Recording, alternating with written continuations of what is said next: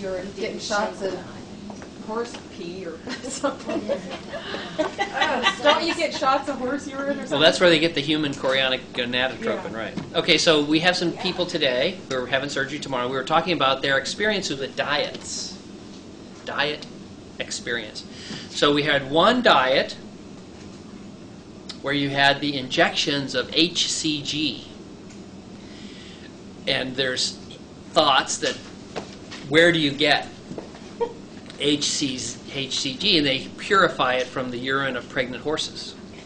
No, I don't know if that's true. So there was a claim here made by somebody from rural Utah, so we don't know. I live on a farm. So we don't know if that's really true. Who knows what they're doing out there on the rural farm in Utah anyway. So, okay, so you went on a diet. You had only 500 calories a day, with the plan being, with the shots of the HCG, you would lose 40 pounds in 40 days, and then after that you'd be kick-started on this new lifestyle, exercising and eating differently. And were you in a treatment facility? No. At home? Where would you get your shots? We would drive to Pittsburgh. You'd drive to Pittsburgh for a shot of every other, well, no, I had my shots. Shots at home. Did them every morning, but, so you would take your own shots. You were injecting yourself with HCG. Yeah.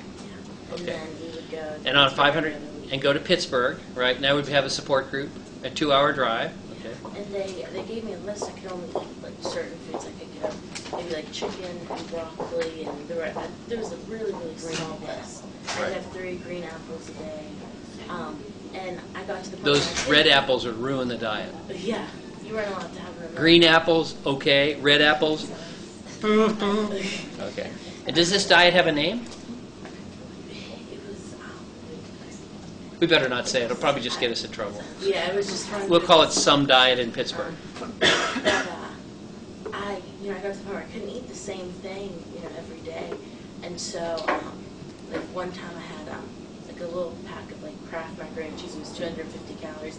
And I just ate that, and then I had, my other 250 calories.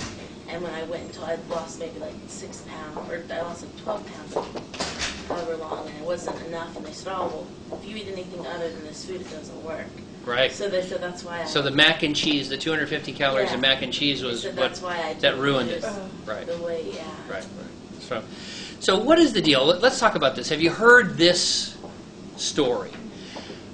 Weight loss, obesity, all this stuff is complicated just because people want to make it complicated. It's really simple. It's calories in and calories out. If you cut back on your calories and you burn more, you're going to lose weight. Have you heard that explanation? Yes. Right? So if it's that simple, then it also means that all we have to do is tell you, as a heavy person, that it's so simple, that all you have to do is eat less and exercise more, that if you don't succeed, there's something wrong with you. Have you heard that? Yep. You're weak. You lack willpower. You lack character. You're not that bright. You don't realize that fatty foods are bad for you. Have you heard that? Mother did not like you best growing up. And so in deep sadness because of the lack of love of your mother, who was cold and turned away from you when you wanted a teddy bear, you now eat Boston cream pie to make up for that loss of love. And if you meet with me twice a week for the next 2 years for $100 an hour, we'll exorcise those demons. We'll get to the root of your sadness. And we'll make you feel better. Have you heard that? Right? Okay. I want to talk to you about your breathing. And then I'm going to come back to talking to you about the hormonal control of your eating. Imagine that I have decided, and you agree, that you're breathing too darn much. You're just a fatty breather. I notice, and we agree, you're breathing too much. So I want you to use your intellect, your brain power, and I'd like you to cut it out. Stop all that darn extra breathing. It's just too much for you. It's simple, breathing in, breathing out, and you're breathing too much. So stop it. Okay? So just as an example here, hold your breath for the next 6 or 10 minutes, and I'll turn off the video, and I'll turn it back on, after 10 minutes have passed and you've held your breath for 10 minutes? Not going to happen, right? Okay. Why? Because deep inside in the primitive part of our brain is a powerful control system, and it says you can try and hold your breath. But a couple of minutes in, you're giving in. Because you can't, with your powerful intellect, overwhelm that primitive reptilian part of the brainstem which controls your breathing. Period. You could say all you want. You could take horse urine. You could take a 500-calorie diet. You're not going to change your breathing because it's so tightly controlled by a primitive part of you. You cannot overcome the control of your breathing because it's under such powerful primitive control. You cannot control your eating because it's under such powerful primitive control. So we have, when you have this calories in, calories out explanation, we're thinking that eating is purely an intellectual decision.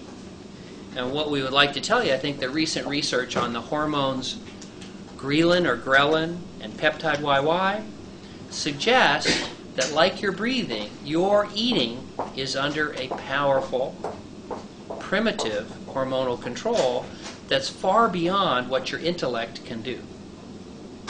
And so you sitting down with a psychiatrist might be a wonderful thing for your mental health, but it's not going to change your rate of breathing. And similarly, I don't think it'll change your rate of eating. And diets, like holding your breath, can transiently cause weight loss, but this powerful, primitive system that controls our eating is one that is not overcome by a short-term diet.